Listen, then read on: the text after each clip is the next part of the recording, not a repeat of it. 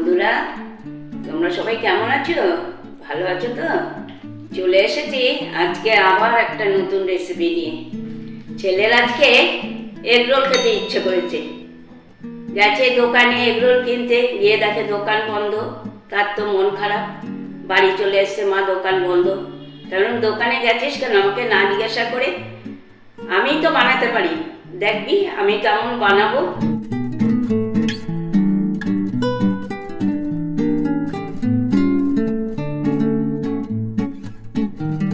ছেলে এসে বলার সঙ্গে সঙ্গে ময়দাটা মেখে নিয়েছি।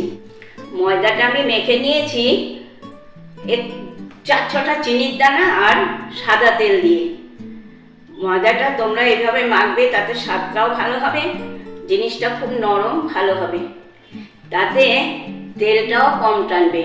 তোমরা যখনই ময়দার কোনো জিনিস করবে 2-4টে চিনির দানা দেবে, দেখবে ময়দা বুঝে তাতে তেলটাও কম টানবে, খেতেও ভালো হবে জিনিসটা। তাহলে যাওয়া যাক হেসেলে। আমি এখানে লেচি কেটে নিই।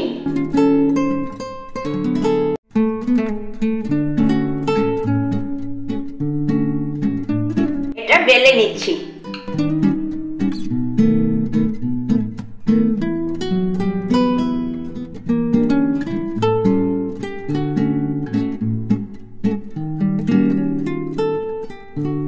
ফ্রাই প্যান আমি বসিয়ে দিয়েছি। এবার আমি সাদা তেল দিয়ে অল্প করে এরকম ভেজে নেব।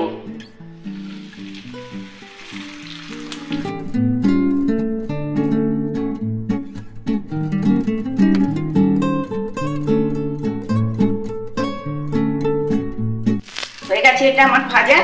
আমি এইভাবে তুলে রাখবো আগে। দেখো আমার ছেলের কাণ্ড। আমাদের ডিমের ট্রে আনা হয়, ডিম থাকতেই ডিম এনেছে। এই যে আগের ডিম চিহ্নিত করে রেখেছে, আর এই চিহ্নিত ডিম দিয়েই আজকে আমি এগ রোল বানাবো।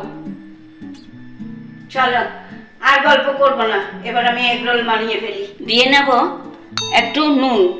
এবার ডিমটাকে ফাটিয়ে আমি একটা অমলেট মতো তৈরি করব।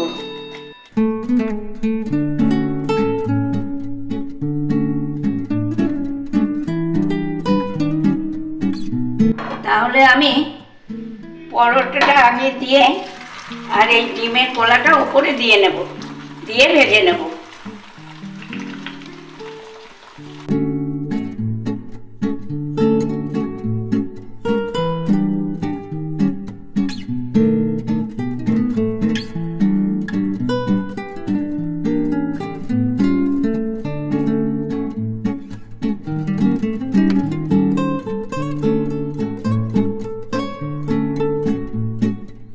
আমার দুটো রোল তৈরি করে নেব।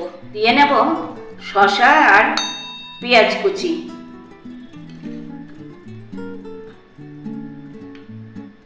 আর দেব লঙ্কা কুচি আর লেবু রস।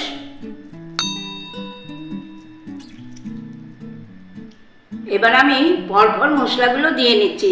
দিয়ে দিলাম একটু নুন, আর দেব চাট মশলা,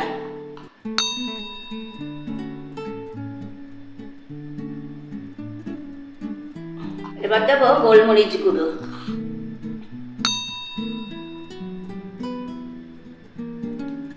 দিয়ে দেব টমেটো সস,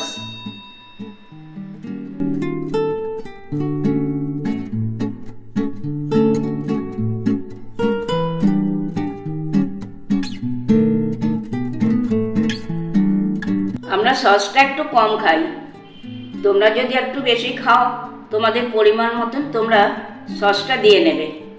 তোমরাও এইভাবে এগ রোলটা মুড়িয়ে নেবে।